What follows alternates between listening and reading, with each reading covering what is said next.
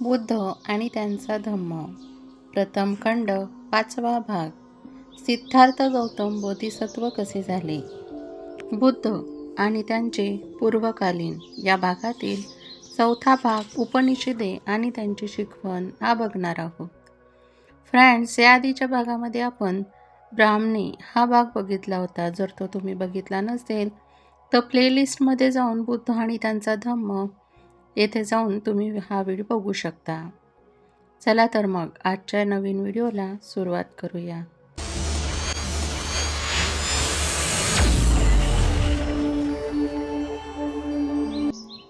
उपनिषदे आणि त्यांची शिकवण. उपनिषदे हे वाङ्मयातील वेगळ्या प्रकारचे ग्रंथ होत. उपनिषदे वेदांचा भाग नव्हेत. कोणताही धार्मिक कायदा यात सांगितलेला नाही. असे असूनही उपनिषदे हा धार्मिक वाङ्मयाचा एक भाग झाला. उपनिषदांची संख्या बरीच मोठी आहे. त्याच्यातील काही महत्त्वाची आहेत, काही मुळीच महत्त्वाची नाहीत. त्यांपैकी काही उपनिषदे वैदिक सिद्धांती ब्राह्मण पुरोहित यांच्या विरुद्ध असल्याबद्दल गणली जात. वैदिक अभ्यास म्हणजे अज्ञान व अविद्या यांचा अभ्यास होय. याविषयी या सर्वांचे एकमत होते. 4 वेद आणि वैदिक शास्त्र यांचे ज्ञान हे हलक्या दर्जाचे ज्ञान होय. याविषयी या सर्वांचे एकमत होत. वेद हे ईश्वर निर्मित आहे हे अमान्य करण्यात त्यांचे एकमत होते.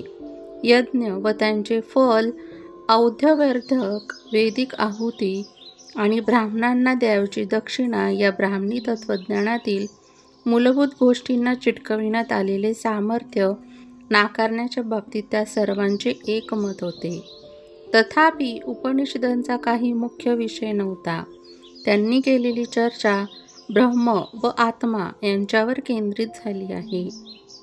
विश्वाला बंधनात ठेवणारे ब्रह्म हे सर्वव्यापी तत्त्व असून आत्म्याने परमात्म्याचे ज्ञान करून घेण्यात आत्म्याची मुक्ती आहे. उपनिषदांचा मुख्य सिद्धांत असा की ब्रह्म हे सत्य आहे आणि आत्मा म्हणजे ब्रह्मच होय. उपाधीत गुंतल्यामुळे आत्म्याला मी ब्रह्म आहे याची जाणीव होत नाही. असा प्रश्न होता की ब्रह्म हे सत्य आहे काय? उपनिषदांचे सिद्धांत मान्य करायचे की नाही हे या प्रश्नाच्या उत्तरावर अवलंबून होते. ब्रह्म हे सत्य आहे हे सिद्ध करणारा कोणताही पुरावा बुद्धाला मिळाला नाही.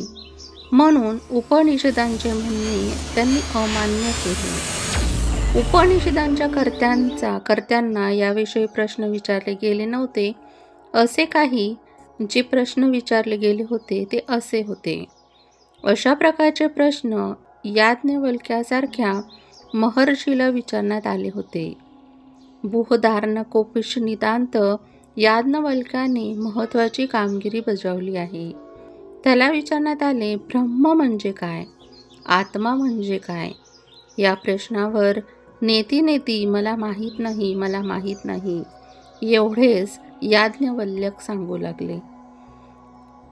ज्यांच्याविषयी कुणालाच काही माहिती नाही ते सत्य कसे असू शकेल असा बुद्धांचा प्रश्न होता. उपनिषदांचे म्हणणे हे केवळ कल्पनेवर आधारलेले असल्यामुळे ते नाकारण्यात बुद्धाला कोणतीही अडचण भासली नाही. फ्रेंड्स, या पुढच्या भागामध्ये आपण भाग 6वा बुद्ध आणि त्यांचे समकालीन यामधील प्रथम भाग बुद्धाचे समकालीन हा बघणार आहोत. आजचा व्हिडिओ तुम्हाला कसा वाटला हे कमेंट बॉक्समध्ये नक्की सांगा. व्हिडिओच्या कमेंटमध्ये जय भीम, नमो बुद्धाय लिहायला विसरू नका.